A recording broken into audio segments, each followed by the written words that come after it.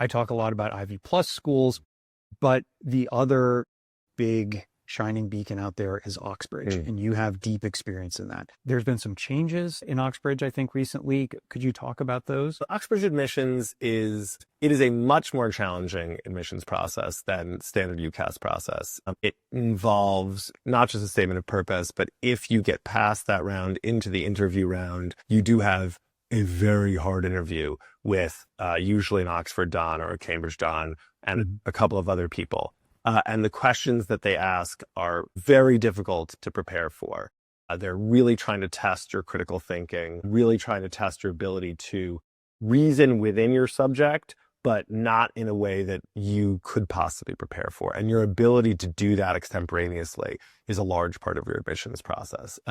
That's a hard thing to do Indeed. for anybody. And especially, I think more and more, we don't teach rhetoric anymore. Like we've lost a lot of these pedagogical areas. And so I think it's gotten harder for students. It's an interesting process.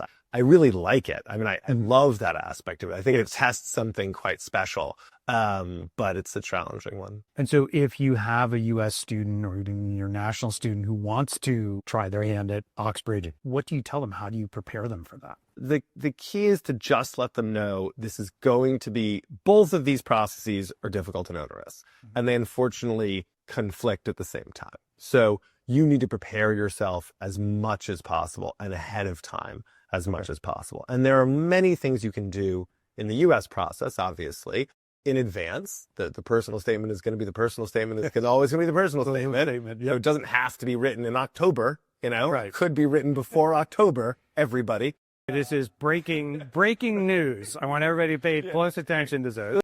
Earlier. And the other components of the application, I think people often underestimate how hard it is to fill out the Common App. And just like the time it takes. It's just time, right? And people have limited time. So any of that can be done earlier needs to be done earlier so that you can focus on the other components of the application.